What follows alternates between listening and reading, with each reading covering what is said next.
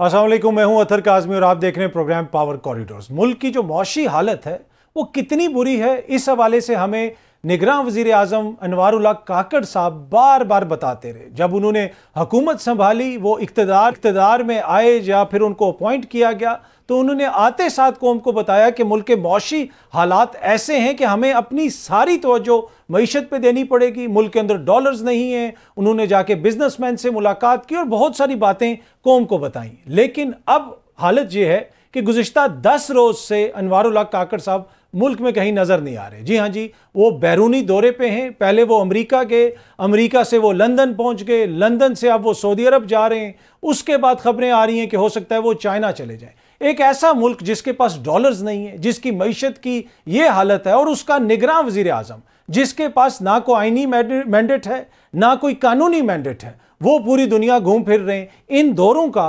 पाकिस्तान को क्या फ़ायदा हुआ? आपकी हुकूमत की इखलाकी और मॉरल अथॉरिटी इतनी है कि वज़ीर दाखिला साहब ने बयान दिया कि एक सजा याफ्ता मुजरिम अगर मुल्क में वापस आएगा तो हम उसको गिरफ्तार कर लेंगे। जब थोड़ा सा सियासी दबाव आया तो आप लोगों ने वजाहतें देना शुरू कर दी। तो ये तो मुल्क में आपकी हुकूमत की अथॉरिटी है कि आप इसके ऊपर भी वजाहतें दे रहे हैं। दूसरी तरफ आप पूरी दुनिया घूम रहे हैं। लंदन में हमने देखा कि डॉक्टर फैसल साहब, वही डॉक्टर फैसल जो लंदन में पाकिस्तान के सफ़ीर हैं, जो एक दिन हमने आपको दिखाया था कि नवाज शरीफ साहब से मिल के उनके ऑफिस से निकल रहे थे लंदन में, वो काकड़ साहब के साथ बैठे हुए थे, एक प्रेस कॉन्फ्रेंस से खिताब कर रहे थे और फैसल साहब बता रहे थे कि जनाब ये सहाफ़ी क्वेश्चन करेगा, वो सहाफ़ी क्वेश्चन करेगा। हर एम्बेसी के अंदर मीडिया से डील करने वाला एक बंदा होता है, लेकिन शायद डॉक्टर फैसल काफ़ी अरसा तर्जुमान रहे हैं वजारत खारजा के, तो इस वजह से उनको आदत पड़ चुकी है मीडिया से डील करने की। तो शायद उन्होंने मुनासिब समझा कि वो वज़ीर आज़म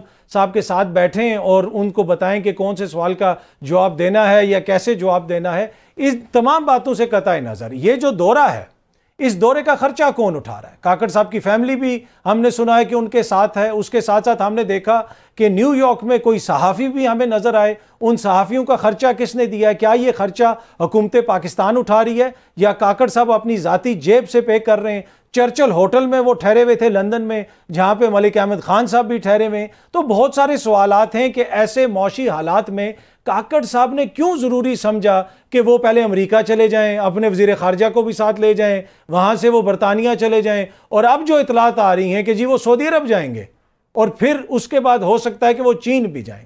तो इससे अब आप खुद फैसला कर लें कि वो हुकूमत जिसका सोल सिर्फ और सिर्फ एक काम है कि उन्होंने यहाँ पे इंतखाबात करवाने हैं, लेकिन काकड़ साहब दुनिया घूम रहे हैं, जिसको मौका मिलता है शायद वो बलोचिस्तान की महरूमियाँ दूर करना चाहते हैं। जिस तरह सादिक संजरानी साहब ने अपने भाई राजिक संजरानी को कहीं पे तैनात करवा के उनकी और सूबे की महरूमी दूर करने की कोशिश की, और बाकायदा कोर्ट के अंदर ये पेपर्स जमा करवाए गए हैं बाबर सत्तार साहब की अदालत में कि राजिक संजरानी साहब की जो तैनाती हुई थी वो आगाज़ हकूक़ बलोचिस्तान के सिलसिले की एक कड़ी थी।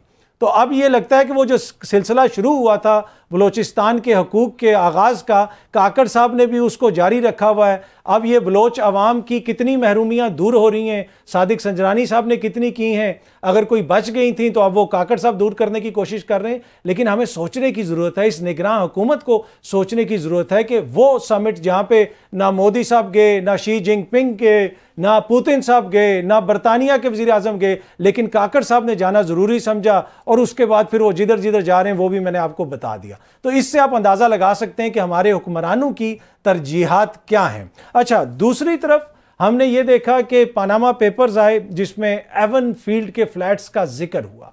फिर एवन फील्ड से लेवल प्लेइंग फील्ड तक का सफ़र हमने देखा तय हुआ। जी हाँ जी, पनामा पेपर्स के बाद मियाँ साहब के लिए मुश्किलात शुरू हुई, उनकी हुकूमत का ख़ात्मा हुआ, वो नाअहल करार दिए गए, और फिर जाके वो दोबारा उन्हीं एवन फील्ड्स के जो फ्लैट हैं उनमें जाके उन्होंने रिहाइश रख ली और अभी भी वो वहीं पे रह रहे हैं।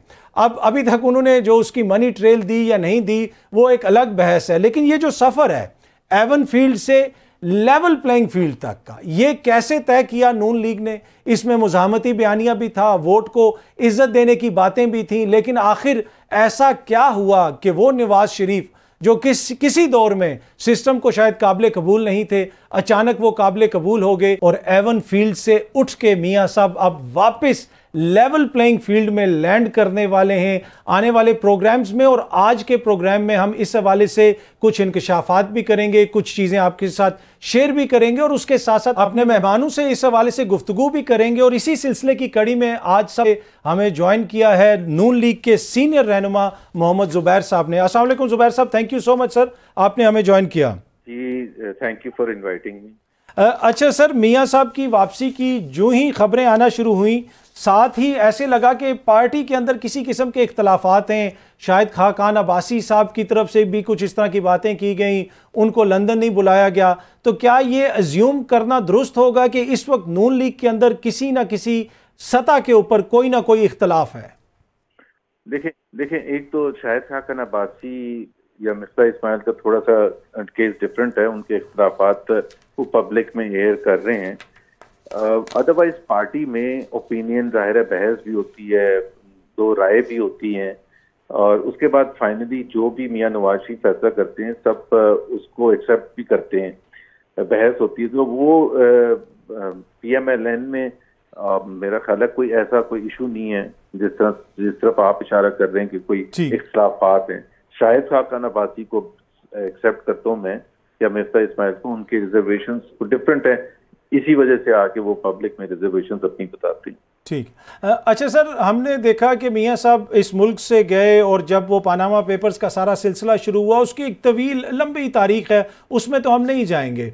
लेकिन अब ये जो लेवल प्लेइंग फील्ड का मुतालबा किया जाता रहा कि जब तक लेवल प्लेइंग फील्ड नहीं होगी मियां साहब वापस नहीं आ सकते, इंतखाबात नहीं हो सकते। अब मियां साहब वापस आ रहे हैं और उन्हीं एवन फील्ड के फ्लैट से उठ के आ रहे हैं, तो ये एवन फील्ड से लेवल प्लेइंग फील्ड तक का सफ़र कैसे तय हुआ? क्या कहीं आपने कोई समझौता किया, अपने बयानिए से पीछे हटे, किस तरह ये मुमकिन हो सका? अरे ये पाकिस्तान की एक तो हिस्ट्री है, अथर आपको मेरे से ज्यादा पता है। पाकिस्तान में एक पहले किसी के लिए अताब आता है, फिर वो हालात ठीक होने शुरू होते हैं, और हम तो समझते हैं कि जो इस तरह से होना ही नहीं चाहिए था इन द फर्स्ट प्लेस, चाहे वो पनामा का केस था या वो डॉन लीक्स था, उसमें मियां नवाज शरीफ को इसलिए निकालना जरूरी था कि 2011 से एक प्रोजेक्ट लॉन्च हुआ था इमरान खान को लाने का, और उसमें फिर बहुत से करैक्टर्स आए और उन्होंने कोशिश की अपनी तरफ से। 2014 में सडनली धरना हो गया आउट ऑफ नो वेयर, उसके पीछे भी वो कुव्वतें शामिल थी। और फिर डॉन लीक्स हुआ। डॉन लीक्स में कुछ भी नहीं था, क्या था, सिर्फ ये था कि जी एक अंदर की कहानी बाहर आ गई थी, और बजाय के जो मैसेज था उसको हटा दिया गया, और वो मकसद ही ये था, मैसेंजर के पीछे पड़ गए कि जी सिरिल अल्मेडा ने क्या लिखा और उसको किसने बताया, और परवेज रशीद को निकाल दिया। तो ये हमारी सियासत का अफसोसनाक पहलू है, क्योंकि आपने जब एक पार्टी को खराब करना होता है तो उसके लिए बड़े पापड़ पेलने पड़ते हैं, और हमने वो देखा 2017 में। तो गवर्नर था, सिटिंग गवर्नर था, और किस तरह से हमारे ऊपर प्रेशर आता था कि पार्टी की लॉयल्टी चेंज करने के लिए, और फिर उसके बाद इलेक्शंस में तोड़ फोड़ की गई, फिर इलेक्शंस के बाद एक हाइब्रिड रजीम था। अब वो हमें सब ये कहते हैं, जो आपका भी सवाल होगा कि जी हम ये कहते हैं कि जी वो उस वक्त हमने जो जनरल बाजवा के हवाले से हमारे रिजर्वेशन इसलिए थे कि हम ये, ऑफ कोर्स फौज जो भी होती है किसी मुल्क की भी होती है, वो हुकूमत वक्त से को सबसर्विएंट होती है, जो हुकूमत वक्त चाहती है वही वो करती है। लेकिन यहाँ जो मसला था वो एक पॉलिटिकल पार्टी को सपोर्ट कर रहे थे, और हमारा जो कंसर्न था वो यही था, चाहे उस वक्त के चीफ थे या जो भी थे, कि भाई हम पॉलिटिकल पार्टी हैं और इमरान खान रिप्रेजेंट करते हैं एक पॉलिटिकल पार्टी, हमें आप उनसे डील करने दें ऑन अ पॉलिटिकल फ्रंट। आप सीढ़ी लगा के उनको सहारा ना दें, आप बीच में से हट जाएं, we will deal with PTI, and that is what happened. ठीक। अच्छा सर, ऑब्वियसली जिस तरह आपने भी कहा कि आपकी जमात के ऊपर प्रेशर आता रहा, आपके लोगों को तोड़ने की कोशिश की गई, तो उस चैनल कि अब अचानक ऐसा क्या हुआ कि ये प्रेशर ख़त्म हो गया और मियां साहब काबिल कबूल हो गए इस्टेब्लिशमेंट के लिए? कहीं ना कहीं कुछ ना कुछ तो हुआ है ना? बिकॉज एक वो एक्सपेरिमेंट किया गया था। अनफॉर्चुनेटली पाकिस्तान में बहुत से एक्सपेरिमेंट्स किए गए हैं, and Pakistan has been treated like a laboratory, जहाँ आगे एक्सपेरिमेंट करते हैं, वो फेल हो जाता है और फिर वापस सब वहीं से आगे शुरू हो जाता है। तो काबिल कबूल को हमने तो कोई डिफरेंट चीज नहीं की जो 2017 में हमने कोई गलत चीज की थी। हमने वो जो हाइब्रिड रजीम का एक एक्सपेरिमेंट था, दैट फेल्ड, और उसकी फेलियर का सबसे पहले गोला बारूद इमरान खान ने करना शुरू किया था। जब वो वोट ऑफ नो कॉन्फिडेंस का जिक्र शुरू हुआ था तो उन्होंने वो जनरल बाजवा पर अटैक करने शुरू कर दिए थे कि न्यूट्रल कोई चीज नहीं होती, and so on and so fourth.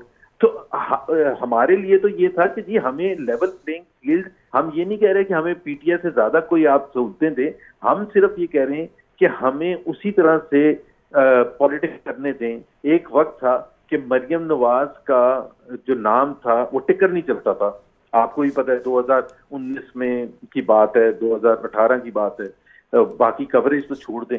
तो जब वो आप क्या वो सही था? हमने तो कुछ नहीं कहा, हमने वहां बिल्कुल बहस की, हमने ये लड़ाई की कि why not Maryam Nawaz, why not Nawaz Sharif, किया है उन्होंने। और फिर दूसरी बात ये कि पाकिस्तान के कानून के मुताबिक आप होने दें जो भी होना है, let the courts decide, let the जजेस डिसाइड, लेकिन कोई और बैठ के तो नहीं डिसाइड करेगा कि अच्छा जी अब मरियम नवाज को मौका देते हैं, अब नवाज शरीफ को मौका देते हैं। सो हमने कोई ऐसी चीज नहीं की है, हमने वही जंग लड़ी है जो पाकिस्तान में हमेशा जो अताब में होती पार्टी वो लड़ती है। ठीक है। अच्छा सर, आपने जिक्र किया कि आपकी पार्टी ज़ेरे अताब रही, इस वक्त जो तहरीक इंसाफ है, क्या आप समझते हैं उनके साथ इंसाफ हो रहा है? मेरिट पे उनके खिलाफ बातें हो रही हैं, फैसले हो रहे हैं, इकदाम उठाए जा रहे हैं कानून के मुताबिक? देखिए, मैं तो सबसे बड़ा सपोर्टर हूँ इस चीज का कि हर चीज कानून के मुताबिक होनी चाहिए। अगर किसी को अरेस्ट किया तो उसका फेयर ट्रायल होना चाहिए पाकिस्तानी कानून के मुताबिक। ये नहीं हो सकता कि आप किसी को पकड़ के अंदर बंद करते हैं उसके बाद जाए। तो मैं कोई कानून का एक्सपर्ट नहीं हूँ, लेकिन मैं ये जरूर कहता हूँ कि जी कानून के हिसाब से होनी चाहिए, मुल्क को कोई फायदा नहीं होता, नुकसान नहीं होता है हर चीज का। सो लेट द जजेस ऑन देयर ऑन। लेकिन इस वक्त तो पीएमएलएन की हुकूमत नहीं है ना, तो आप हमें तो नहीं कह सकते कि जी हमको प्रेशर डाल सकते। ठीक, अच्छा सर, उसमें ये है ना कि 16 माह तो आपकी हुकूमत रही, फिर आपने निगरानों को भी आप लोग ही तैनात करके गए, तो हमने ये तो नहीं बताया था ना कि आपने ये चीजें करनी है। यकीनन आपने नहीं, हमने तो नहीं कहा था कि प्राइम मिनिस्टर साहब यूएन जनरल असेंबली जाएं, वापसी पर लंदन रुकें। जी नहीं, वो यकीनन आपने नहीं कहा होगा, लेकिन आपके दौर में भी सर हम ये देखते रहे कि एक बंदा उसको अदालत रिहा करती है, उसको दोबारा गिरफ्तार कर लिया जाता है। क्या ये बज़ाहिर आपको लगता नहीं है कि थोड़ा सा कानून की कहीं ना कहीं थोड़ी सी खिलाफ वर्जी हो रही है, आईनी हकूक को सलब किया जा रहा है? बज़ाहिर ऐसा आपको महसूस नहीं होता सर? चौधरी परवेज अलाई साहब को आप देख लें, शेख रशीद गिरफ्तार हुए तो वो गायब हो गए, उस्मान डार साहब का कोई पता नहीं चल रहा, सदाकत अब्बासी गायब हैं। जितने भी केसेस हैं, चाहे जो भी हो सर, उसका ताल्लुक पीटीआई से हो, नून लीग से हो, जिससे भी ताल्लुक हो, फेयर ट्रायल मिलना चाहिए। और इसको इंश्योर किसने करना है? उसको इंश्योर मैंने और आपने नहीं करना, सबसे ज्यादा इंश्योर करना है अभी चीफ जस्टिस साहब बने फायज ईसा साहब। फायज ईसा साहब has to undertake this thing because he is under not a serious test कि जी उनके जमाने में कानून की कोई धज्जियां तो नहीं उड़ाई जाती हैं। क्या उनको इंसाफ मिलना चाहिए? क्या किसी को बार बार अरेस्ट करना चाहिए? और बावजूद इसके कि तो पाकिस्तान में अगर जज का इतना है ही नहीं कि वो अपने कानून को इम्प्लीमेंटेशन कराए तो उसको फिर एक्नॉलेज करना चाहिए। बट बेसिकली बॉटम लाइन ये है अतर कि मैं बिल्कुल ये कहता हूँ कि रूल ऑफ लॉ होना चाहिए, जिस तरह इलेक्टोरल प्रोसेस है फ्री एंड फेयर होना चाहिए, सबको मौका मिलना चाहिए। अनटिल अनलेस कानून किसी को रोकता है, और कानून बिला वजह किसी को भी नहीं रोकता, तो ये तो हमारे मेरे आपके सबके लिए पाकिस्तान में रूल ऑफ लॉ होना चाहिए। उसी से लोग इम्प्रेस होंगे, अदरवाइज लोग इम्प्रेस नहीं होंगे, ना आके यहाँ कोई इन्वेस्टमेंट करेगा। ठीक, अच्छा सर, आजकल खबरें दोबारा आ रही हैं कि नैब के केसेस खुल रहे हैं। आज मैं सुन रहा था कि एमक्यूएम के भी किसी रहनुमा का केस दोबारा खुल गया। तो ये जो दोबारा केसेस खोले जा रहे हैं, ये एक बुनियादी तौर पे आने वाले दिनों की कोई प्लानिंग है कि या फिर यहाँ पे भी मेरिट और कानून के मुताबिक काम हो रहा है? एक तो नैब के हवाले से जो सबसे ज्यादा स्ट्रॉन्ग ओपिनियन है वो शाहिद खान अब्बासी का है। मैं उससे बहुत हद तक एग्री करता हूँ कि नैब जब तक रहेगा पाकिस्तान तरक्की नहीं कर सकता। It's as simple as that. NAB और पाकिस्तान साथ नहीं चल सकता, और ये कोई 2 साल का सफर नहीं है, ये 20 साल का सफर है।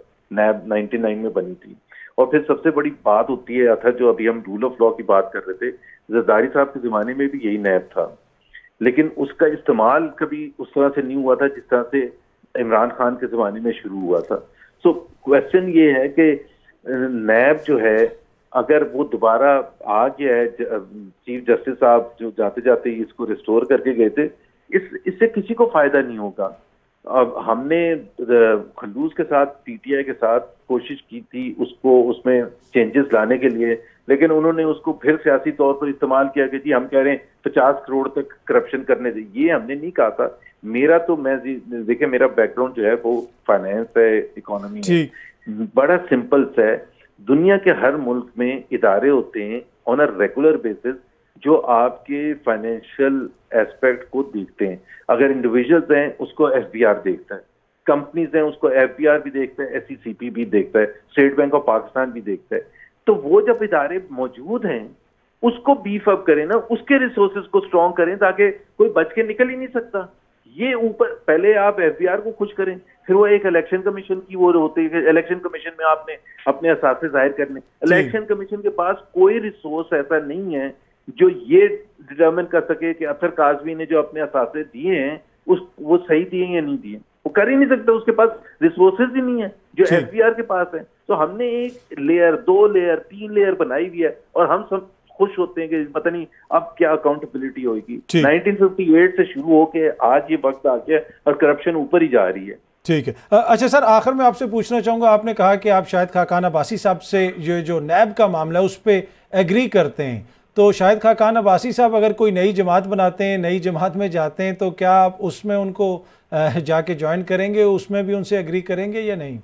नहीं, मैं पीएमएलएन में अभी तक हूँ और बिल्कुल वो अभी तक मुझे पता ही नहीं कि वो पार्टी स्टैंड किस चीज़ पर करेगी, क्या उसके खतोखाल होंगे, what does it stand for.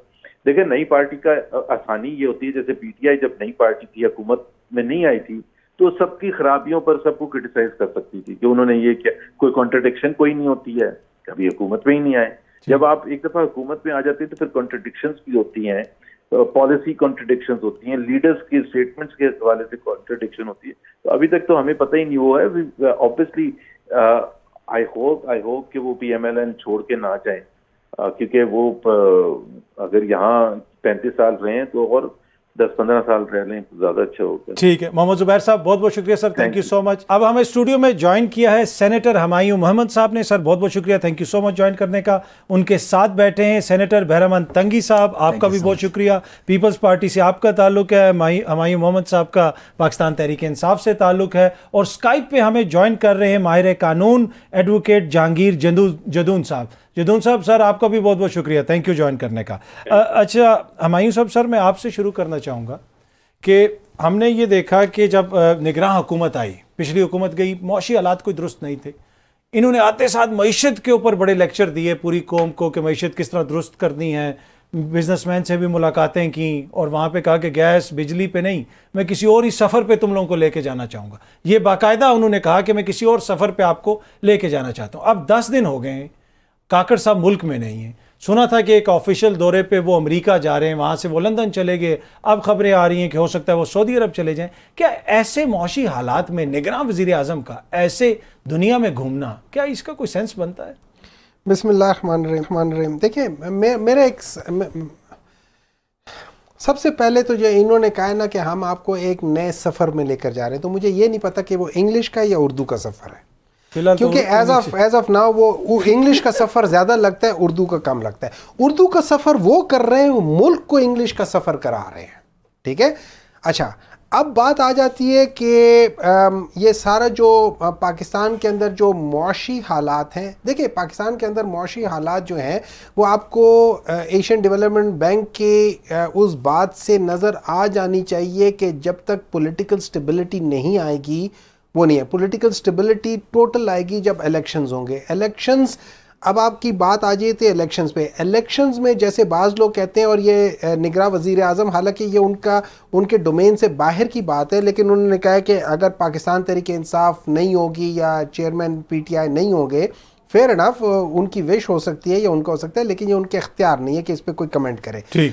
अब बात आ जाती है कि अगर for the sake of discussion Pakistan Tehreek Insaf election में नहीं होंगे, पाकिस्तान को छोड़ दें, दुनिया में कोई मुल्क उसको मानेगा नहीं इलेक्शंस को, गारंटीड, नंबर 1। नंबर 2, पाकिस्तान के हालात, जो इंस्टेबिलिटी है, पॉलिटिकल इंस्टेबिलिटी, वो पाकिस्तान तहरीक इंसाफ के इलेक्टोरल प्रोसेस में ना होने की वजह से जो मर्जी हुकूमत आ जाए वो कभी स्टेबल नहीं होगी। और उसकी वजह ये मैं कहता हूँ, सारी की सारी पॉलिटिकल पार्टीज हुकूमत में थी, पाकिस्तान तहरीक इंसाफ हुकूमत में नहीं थी। पाकिस्तान तहरीक इंसाफ को बिल्कुल कोने से भी बाहर करके रखा हुआ था। ठीक है, क्या स्टेबिलिटी आ गई? नहीं आई। क्या इन्वेस्टमेंट आ गई? नहीं आई। देखिए, ये जितने लोग भी हैं ना, वो इस स्टेबिलिटी को देखते हैं और ये बहुत ज़रूरी है पाकिस्तान के लिए। अब तीसरी बात जो आप कह रहे हैं कि जो हमारे काकड़ साहब हैं वो पहले वहाँ से लंदन में वो एक और भी था कि वो मलिक अहमद खान साहब वो कहीं जाके उसी होटल में इत्तेफाक के टाइम में उसी टाइम पे थे और वो कह रहे थे कि मुझे पता ही नहीं है।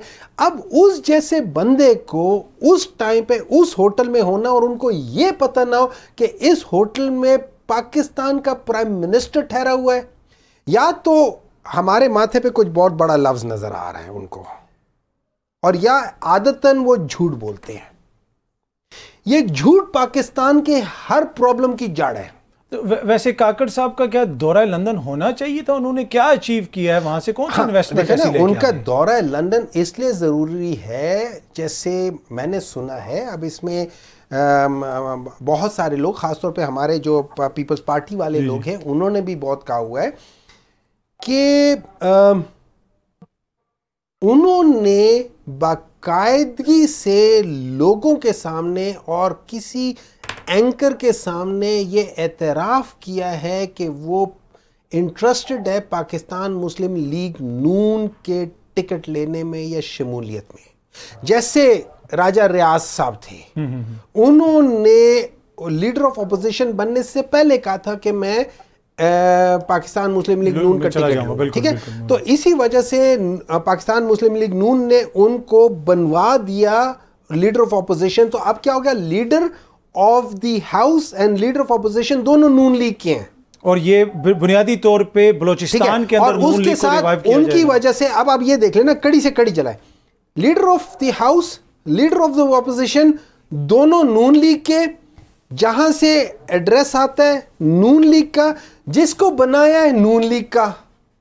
तो ये तो सारा नून लीग, ये तो पूरा नून गुन्ना हो गया सारा। हाँ, नहीं, पर ये तंगी साहब, जो आपकी जमात खुद भी ये कंप्लेन कर रही है कि हमें लेवल प्लेइंग फील्ड नहीं मिल रही, ऑल्दो कि मियाँ साहब को एवन फील्ड में बैठे हुए लेवल प्लेइंग फील्ड मिल गई है। तो आपको लगता है कि पहले इस तरह की खबरें थी कि पीपल्स पार्टी बलूचिस्तान में रिवाइव हो रही है, फिर कुछ लोगों को वहाँ पे रोक दिया गया, फिर इसी तरह साउथ पंजाब में भी हमने ये देखा, तो कहीं ना कहीं आपको भी कोई गिला शिकवा है निगरान सेटअप से? बिस्मिल्लाहिर्रहमानिर्रहीम।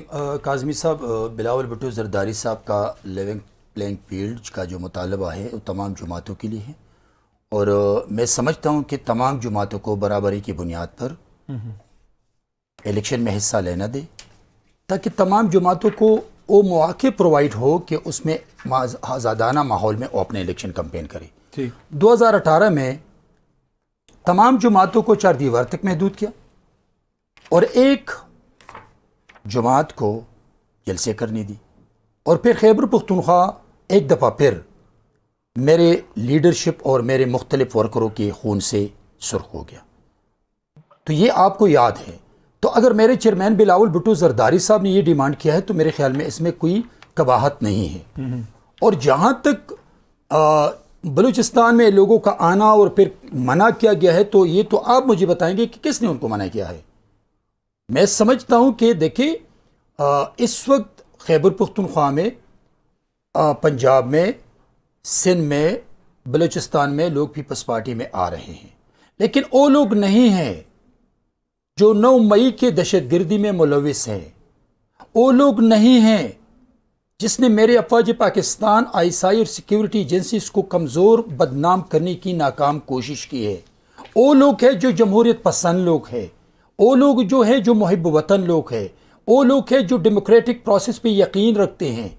मैं समझता हूँ कि पीपल्स पार्टी की बुनियाद इसलिए रखी गई है कि इसमें मुल्क के तमाम तबकों से ताल्लुक़ रखने वाले लोग ज्वाइन करें, मुल्क की खिदमत करें। तो मैं समझता हूँ कि वो सिंध है या बलूचिस्तान है, तमाम लोगों से। आपको लगता नहीं कि कहीं ना कहीं मियां साहब को, उनकी जमात को कोई ज्यादा फेवर्स दिए जा रहे हैं या बिल्कुल बराबरी की सतह पे? देखिए, पाकिस्तान पीपल्स पार्टी काज़मी साहब अपने मैनिफेस्टो मंशूर पे यकीन रखते हैं और जब भी इलेक्शन आता है तो हमने अपना मंशूर मैनिफेस्टो अवाम के सामने रख के चेयरमैन बिलावल भुट्टो जरदारी साहब मैदान में निकलते हैं।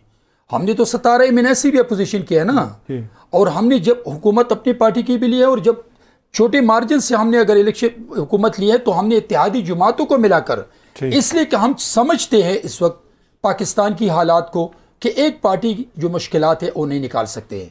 तो आज भी अल्लाह रब्बुल इज़्ज़त का इंशाअल्लाह आ रहे कि अगर बिलावल भुट्टो जरदारी साहब प्राइम मिनिस्टर बने तो हमारी कोशिश होगी कि हम तमाम जमहूरियत पसंद जमातों को साथ लेके जाएं और मुल्क की खिदमत करें।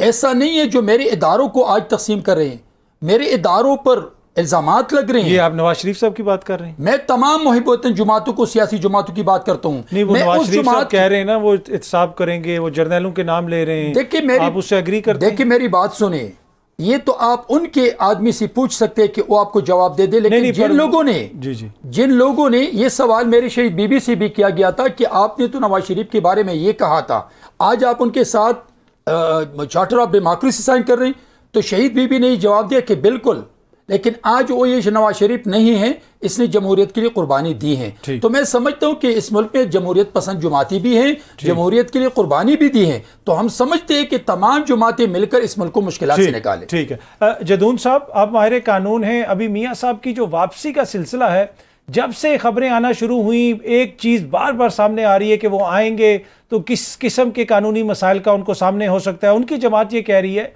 कि ये हुकूमत फैसला नहीं करेगी कि मियां साहब आएंगे तो जेल जाएंगे या कहाँ जाएंगे, मीनार पाकिस्तान जाएंगे या किसी और जगह जाएंगे, ये अवाम फैसला करेगी। तो क्या आइन और कानून इसकी इतनी इजाज़त देता है कि अवाम जिधर चाहेगी मियां साहब को एयरपोर्ट से ले जाएगी? नहीं, बिस्मिल्लाहिर्रहमानिर्रहीम, ये तो देखें एक पॉलिटिकल स्टेटमेंट है कि अवाम फैसला करेगी, लेकिन जो मियां साहब ने खुद भी कहा है, जो उसका तरीक़ाकार है जो कानूनी, वो यही है कि जो उनके खिलाफ केस पेंडिंग है वो केस आके फेस करेंगे, और जहाँ से उनकी अपील डिसमिस हुई थी उस पर लिख दिया गया था कि जब वो सरेंडर करेंगे तो उनकी अपील के लिए रिक्वेस्ट डालेंगे पिटीशन के इसको बहाल किया है, तो फिर बहाल होगी तो उसके बाद उनकी जो अपील है वो इस्लामाबाद हाई कोर्ट में मेरिट पे सुनी जाएगी। तो जहाँ तक उनके आने का तल्लक है, तो जिस तरह इस्लामाबाद हाई कोर्ट या किसी भी हाई कोर्ट के पास ये पावर होती है कि सज़ा को सस्पेंड कर सकते हैं, इस तरह प्रोविंशियल गवर्नमेंट के पास भी पावर होती है कि वो जब बंदा जेल में होता है, कन्विक्ट होता है, तो उसकी सज़ा को भी सस्पेंड भी कर सकते हैं, और ये CRPC के अंदर प्रोविजन मौजूद है कि प्रोविंशियल गवर्नमेंट कर सकती है। अब जब वो आएंगे तो डेफिनेटली वो एक कानूनी तरीके से आएंगे, और वो हाई कोर्ट का जो है इस्लामाबाद का, उसका जो फैसला होगा वो उसकी पाबंदी करेंगे और उसके मुताबिक अपने आप को लेके जाएंगे कि जहाँ पे अगर वो हाई कोर्ट कहती है ठीक है हम आपको 2-4 दिन का टाइम देते हैं, आप बेशक हाई कोर्ट में आके सरेंडर करें, तो जब वो हाई कोर्ट में सरेंडर करेंगे तो अगर उनकी जो पिटीशन है फॉर सस्पेंशन ऑफ सेंटेंस वो कबूल नहीं होती तो डेफिनेटली फिर वो उनका स्टेटस पहले वाला बहाल हो जाएगा। अगर हाई कोर्ट सजा होपफुली सस्पेंड कर देती है तो फिर वो आज़ाद शहरी हैं, कहीं भी जा सकते हैं, जलसे जुलूस भी कर सकते हैं, इलेक्शन कैंपेन भी लीड कर सकते हैं, जिस तरह उनके पहले केस में हुई है। क्योंकि केस में बाज़ाहिर तौर पे तो आप देखें जिस तरह केस बनाए गए थे, जो स्ट्रांग केस था उनमें ऑलरेडी, जो इनके मुताबिक प्रोसिक्यूशन के मुताबिक स्ट्रांग केस था, उनमें ऑलरेडी उनकी सजा सस्पेंड हुई है।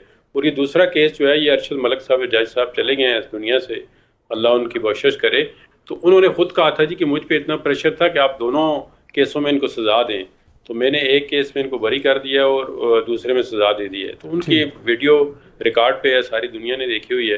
तो अब इसमें लगता ही है कि जब वो आएंगे तो ज़रूर जो भी ड्यू कोर्स ऑफ लॉ है या कानून का रास्ता है वो ही अपनाएंगे। अब ये और तो इसमें कोई तरीका नहीं है, वो आपको पता चल जाएगा, सबको पता चलेगा कानूनी तरीके से आएंगे और कानून ही उनको कोई रास्ता देगा तो वो आगे चलेंगे। ठीक, हुमायूं साहब, अब हम एक नई सियासी जमात का जिक्र सुन रहे हैं। शाहिद खाकान अब्बासी साहब ने कुछ तहफ़्फ़ुज़ात का इजहार भी किया है, दूसरी तरफ नवाज शरीफ साहब की वापसी भी हो रही है। अब शाहिद खाकान अब्बासी साबिक़ वज़ीर आज़म रह चुके, सीनियर रुकन है पाकिस्तान नून लीग के। अब इसमें आपको क्या लग रहा है कि क्या जमात के अंदर कोई ज़्यादा इख्तलाफात हैं या फिर जो लेवल प्लेइंग फील्ड है वो सही तरीके से वो अचीव नहीं कर सके? क्या मसाइल आपको लग रहे हैं?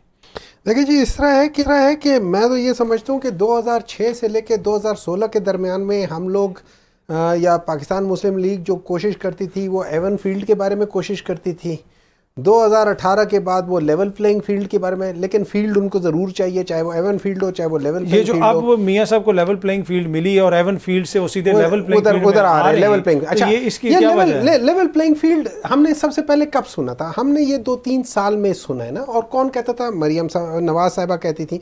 वो क्या कहती थी? वो कहती थी कि जब तक इलेक्शंस उस वक्त तक नहीं होंगे जब तक मियां नवाज शरीफ वापस नहीं आएंगे और इमरान खान जेल नहीं जाएगा। सुन लेना, एक मियां नवाज शरीफ वापस आ रहे, इलेक्शन अनाउंस हो रहा है, अभी तक अनाउंस नहीं हुआ लेकिन उसकी तरफ जा रहे हैं। नंबर 2, उन्होंने दूसरा कहा था कि जब तक इमरान खान के ऊपर 200 केसेस नहीं होंगे और ये भुगतेंगे नहीं वो पेशियां, हुई कि नहीं हुई? गुड।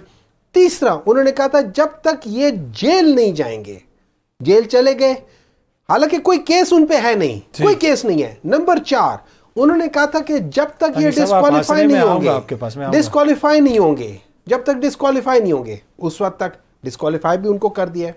ठीक है, ये सारी चीजें जो हो रही है ये क्यों इस तरीके से हो रही है कि वो कहते हैं कि यार ये हम लोग इनको नाअहल करेंगे, उस वक्त तक ये नहीं होगा।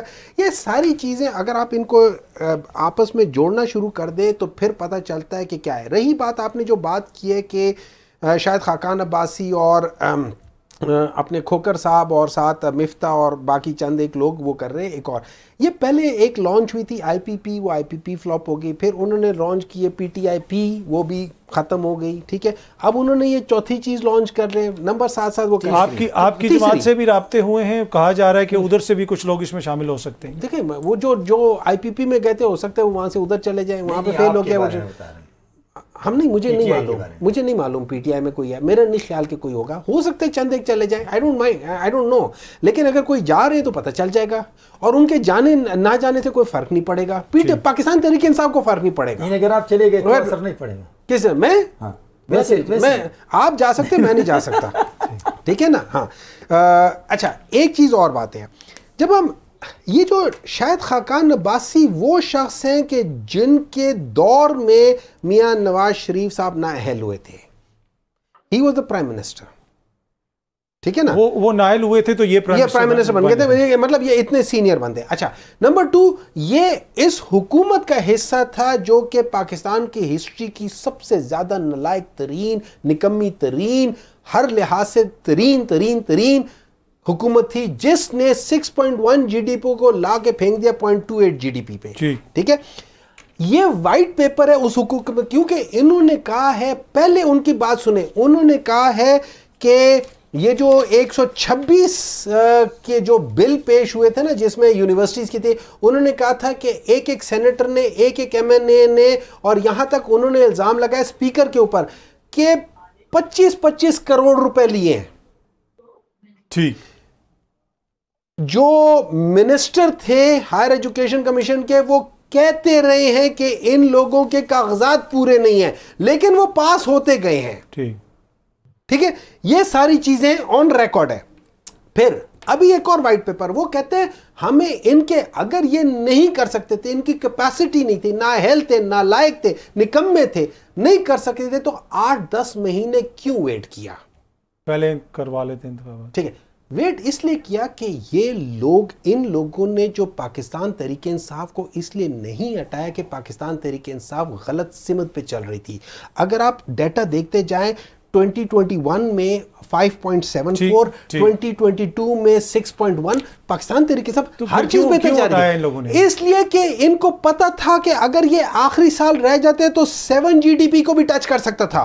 इन्होंने अपनी हुकूमतें बचाने के लिए पाकिस्तान को तबाह किया है। तंगी साहब, ये बयानिया ये है आप लोगों का कि हमने सियासत अपनी कुर्बान कर दी, रियासत बचा ली क्योंकि इनकी हुकूमत ठीक नहीं चल रही थी। उल्टा है। लेकिन वो ये कह रहे हैं कि असल में हकीकत ये है कि आप लोगों ने अपनी सियासत बचाने के लिए रियासत कुर्बान कर दी, उनकी हुकूमत ख़त्म की, क्योंकि आपको पता था कि अगर ये हुकूमत चलती रहती तो फिर आपकी सियासत नहीं रहनी थी इस मुल्क में। देखिए काज़मी साहब, ये क्या पाकिस्तान के 22-24 करोड़ आम बेवकूफ़ समझते हैं ये लोग?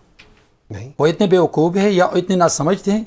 उनको याद है कि 25 जुलाई 2018 को जब इलेक्शन हुआ तो इसके चेयरमैन ने कहा था कि अगर PTI ने जीत लिया इलेक्शन तो मैं वज़ीर आज़म होऊंगा, असद उमर फाइनेंस मिनिस्टर होंगे। और इस वक्त जो महंगाई है, इस वक्त जो पेट्रोल की कीमत है, इसके जो डॉलर की कीमत है, मैं डॉलर की कीमत को ले आऊँगा 50 रुपये पे, मैं पेट्रोल की कीमत ले आऊँगा 42 रुपये पे, और मैं महंगाई को, इन्फ्लेशन को 3.20 से लगा के 2% पे ले आऊँगा। ये वादे किए थे, और इन वादों पे ये उसका जो मैनिफेस्टो है, ये इनको स्टडी करना चाहिए कि मैं एक नया पाकिस्तान दूंगा, मैं इतने घर और इतनी जॉब दे दूंगा। आप मुझे ये बताएं कि 3 साल के बाद जब एक्स प्राइम मिनिस्टर, इनके चेयरमैन खड़े होकर कहा, फ्लोर पे खड़े होकर कहा कि न मुझे मईशत का पता है, न मेरे पास टीम है, न मैं मईशत को ठीक कर सकता हूं, मैंने तो नहीं कहा था। और फिर मैं अपने इस साथी से पूछता हूं, अपने कुलीग से, कि आपकी हुकूमत ने अपने मैनिफेस्टो पे कितना परसेंट अमल किया? पावर्टी जो स्कोर कार्ड है, आपकी 80 लाख लोग बेरोजगार हो गए, और आपकी तकरीबन करोड़ों लोग पावर्टी से लाइन से नीचे आ गए, गुर्बत के लकीर से नीचे आ गए। तो ये मुझे बताएं कि आप, तो मैं 25 जुलाई से आपसे बात करता हूं कि आपने 25 जुलाई पे लोगों से जो कमिटमेंट की थी, जो मैनिफेस्टो का वादा किया, जो मंशूर का वादा किया था, आपकी महंगाई को कम करने का, डॉलर की कीमत कम करने का, पेट्रोल की कीमत कम करने का, पासपोर्ट की कीमत ऊपर ले जाने का, पाकिस्तान का नाम पूरी दुनिया में रोशन करने का, कौन सा वादा आपने पूरा किया? आपने पाकिस्तान को पूरी दुनिया में बदनाम किया। एज ए प्राइम मिनिस्टर जिस मुल्क में इमरान गए थे, अभी आप कह रहे थे ना कि काकड़ ने क्या फायदा लिया, तो काकड़ वहां पर लंदन में बैठ के कचकोल रख ले इमरान की तरह, जो वो रखते थे कि इस कचकोल में कुछ डालें, लेकिन उसको कचकोल रखने से पहले 2 मिनट पहले वो स्पीच करता था कि पाकिस्तान के तमाम पॉलिटिशियन चोर, डाकू, लुटेरे, और अच्छा, मैं ये कचकोल पे पता है, मुझे एक चीज, सर अगर 1 मिनट दे दे, प्लीज। लेकिन क्या इसके लीडर ने नहीं कहा था कि मैं खुदकुशी को तरजीह दूंगा? किस पर? लोन लेने पर, किस पर? IMF के पास जाने पर, किस पर? कि मैं पाकिस्तान की वसाइल को पाकिस्तान के अवाम पे खर्च करूंगा। तो ये मुझे बताएं कि ये मुझे अभी कह रहे कि 19 महीनों में आपके लीडर ने पाकिस्तान के अंदर और बाहर जो साजिशें की, आपके मरकजी फाइनेंस मिनिस्टर, वफाकी मिनिस्टर और 2 सूबाई फाइनेंस मिनिस्टर बैठ के IMF को जो लेटर लिखा, पाकिस्तान के खिलाफ जो साजिश की, आपकी लीडर ने पॉलिटिकल स्टेबिलिटी नहीं दी। और जब पॉलिटिकल स्टेबिलिटी ना हो, आपकी इकोनॉमी स्टेबल नहीं हो सकती है। इसी वजह से ये तसलसल था 16 महीने। अच्छा, अगर ब्रीफली आप बता सकें, आपने सारी इनकी नाकामियां गिनवाई, उनको हम मनोवन मान लेते हैं, फिर तो आपको सूट करता है ना कि फौरन इंतखाबात में जाते। 2 सूबों में आप लोगों ने इंतखाबात की मुखालफत की, अब सेंटर के अंदर भी जो है इंतखाबात डिले किए जा रहे हैं, तो फिर आप क्यों नहीं चाहते कि फौरन इंतखाबात हो? पाकिस्तान पीपल्स पार्टी हमेशा जमहूरी निज़ाम की, असम्बलियों की मुद्दत होने पर यकीन रखती हैं। ठीक है, इसमें अंदर जितनी भी हाउस के अंदर, एक छोटा सा क्वेश्चन है जी, आप चाहते हैं कि वक्त पे इंतखाबात हो जी, आपने वक्त पे इंतखाबात तो 60 रोज में होने चाहिए थे, आपने 1 दिन पहले या 2 दिन पहले असेंबली तोड़ दी ताकि 90 रोज मिल जाएं, तो वहीं से इंटेंट शो हो गई कि ख्वाहिश थी कि इसको तूल दिया जाए। देखिए, हम जमहूरी निज़ाम पे यकीन रखते हैं, जब आपकी मुद्दत पूरी हो जाए तो 60 दिन, और अगर 1 दिन पहले टूट जाए तो फिर 90 डेज। क्यों तोड़ी? और जब देखिए, मैं ये तो आप प्राइम मिनिस्टर से पूछ लेना, लेकिन पीपल्स पार्टी के स्टैंड में बता रहा हूं आपको, पीपल्स पार्टी के स्टैंड में बता रहा हूं आपको, यही पीपल्स पार्टी के स्टैंड है कि जब इलेक्शन कमीशन से ज्यादा डिमांड्स किसने की? बिलावल भुट्टो जरदारी साहब ने। ठीक है, 90 डेज में इलेक्शन करवाने की डिमांड्स कौन करे? बिलावल भुट्टो जरदारी साहब। लेकिन हम न गाली देने वाले लोग हैं, न हम चढ़ाई करने वाले लोग हैं, और न इदारों की टकराव करने वाले लोग। ठीक है, जदून साहब, आपने दोनों दोस्तों की गुफ्तगू तो सुनी, ऑब्वियसली जहां पे आपको सियासत नजर आती है, साथ साथ आपको कानून भी जुड़ा हुआ नजर आता है। इस वक्त आपको क्या लग रहा है, जो चेयरमैन तहरीक इंसाफ के कानूनी मसाइल हैं, ऑल्दो कि उनको मुंतकिल कर दिया गया अडयाला, आपको लग रहा है कि वो इलेक्शन से पहले वापस आ जाएंगे, बाहर आ जाएंगे? नहीं, मुश्किल लग रहा है, क्योंकि उसकी वजह यह है कि जो उन पे केसेस बनाए गए हैं, अगर अभी उनको साइफर केस का ट्रायल हो रहा है, तो उसमें अगर उनको सजा हो जाती है, अगर स्पीडीली वो इलेक्शन से पहले उनका केस कंक्लूड हो जाता है, तो उनका बाहर आना मुश्किल लग रहा है। और दूसरा, उन पे जो स्ट्रांग केस है अपना अलकादर यूनिवर्सिटी वाला, नैब वाला, उसके अंदर अगर उनका 30 दिन का पहले रिमांड लेते हैं, फिर इन्वेस्टिगेशन करते हैं, तो फिर उसका अगर ट्रायल होता है तो फिर भी उसमें भी कोई सजा हो सकती है। तो मुझे नहीं लगता कि वो इलेक्शन से पहले या इमीडिएटली बाहर आ जाएंगे। जो अच्छा, जदून साहब, ये तासुर पाकिस्तान तहरीक इंसाफ ये तासुर देती है कि ये सारे केसेस जो हैं बड़े फ्रिवलेस किस्म के केसेस हैं, झूठे केसेस हैं। आप कानूनदान हैं, आपको इन केसेस में कोई जान लगती है? देखें सबसे पहले ये बात है कि अगर ये समझते हैं झूठे केसेस हैं, या आप देखें ना पाकिस्तान की जेलों के अंदर जितने बंदे कैद हैं, क्या उन सब पे 100% वो कन्विक्शन होती है? कई लोग जो है 14 साल के बाद जो है वो सुप्रीम कोर्ट से बरी हो जाते हैं, कई हाई कोर्ट से बरी हो जाते हैं, लेकिन एक प्रोसेस तो अडॉप्ट करना पड़ता है ना। अभी हम कह रहे थे नवाज शरीफ के केसेस थे, उनमें जान नहीं थी, लेकिन उनको 2 साल अंदर रहना पड़ा, जो उनकी फैमिली ने सफ़र किया, ये चीज़ें तो फिर जो लोग केस बनाते हैं वो सारा उस प्रोसेस के जरिए गुजरना पड़ता है। अब ये तो नहीं है कि इमरान खान के खिलाफ अगर पहले तो अब ये इनको झूठे केस अदालत में साबित करना पड़ेंगे, मेरे और इनके कहने से केस झूठे या सच्चे नहीं होते। जो प्रोसिक्यूशन क्या कहती है स्ट्रांग केस है, ये कहते हैं झूठे केस है, तो फैसला अदालत ने करना है, बंदा खुद नहीं कर सकता। अगर किसी पे गलत भी एलिगेशन हो तो वो बंदा खुद नहीं कह सकता कि जी मैं अदालत नहीं आता, मेरा केस झूठा है। वो तो उस जो एक कानूनी प्रोसेस है उससे उसको गुजरना पड़ेगा। जुल्फिकार अली भुट्टो को फांसी की आज तक किसी ने उसको जुडिशियल मर्डर कहा, वो सुप्रीम कोर्ट ने खुद रेफरेंस पढ़ने के आज दिन तक किसी ने कहा है वो जस्टिफाइड था, नहीं था, लेकिन वो एक बेगुनाह बंदा, वो फांसी भी चढ़ गई, उनको सजा भी मिली। और इस तरह आसिफ जरदारी 11 साल जेल में रहे हैं। अब ये तो नहीं है कि एक बंदा खुद के जी मेरे खिलाफ केस झूठे हैं, तो आपने जो केस बनाए थे या बनवाए थे, आप जो जब मोहरा इस्तेमाल हुए थे वो सारे केसेस ठीक थे, आपने क्यों झूठे केस बनवाए? पर आप समझते हैं कि अगर तहरीक इंसाफ को प्लेइंग फील्ड, लेवल प्लेइंग नहीं, प्लेइंग फील्ड से ही बाहर रखा जाता है तो साफ और शफाफ इलेक्शंस होंगे? ये बात देखें बिल्कुल ठीक है कि जो भी पॉलिटिकल पार्टी है उसका जो ड्यू शेयर है, लेवल प्लेइंग फील्ड जो है सबके लिए बराबर होना चाहिए। अगर आप इलेक्शन में किसी को दीवार के साथ लगाएंगे और इंटेंशनली उसको बाहर करेंगे तो इसमें कोई शक नहीं है कि फिर उस इलेक्शन पे सवालिया निशान जरूर उठेंगे, फिर उंगलियां भी उठेंगी।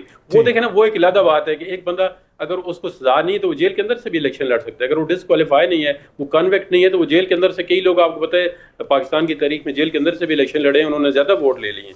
तो अगर जो इनका फंडामेंटल राइट्स है एज ए पॉलिटिकल पार्टी, तो वो इनको जरूर मिलना चाहिए। अगर इनको कोई शिकायत हो तो वो इलेक्शन कमीशन में एविडेंस के लेवल प्लेइंग फील्ड देखे ना, सबसे जो जिम्मेदारी है आनी वो इलेक्शन कमीशन की है। अगर इलेक्शन कमीशन होली सोली जो है वो जिम्मेदार है, इलेक्शन के अंदर कोई भी उदाहरण अगर ट्रांसपेरेंट नहीं होता, ऑनेस्ट या फेयर इलेक्शन नहीं होता, तो उसकी सारी जिम्मेदारी इलेक्शन कमीशन पे आएगी, आनी तौर पे वो जिम्मेदार है। ठीक है, बहुत बहुत शुक्रिया आप तीनों शख्सियात का। कल अगेन आप इसी टाइम पे मुलाकात होगी। Thank you very much.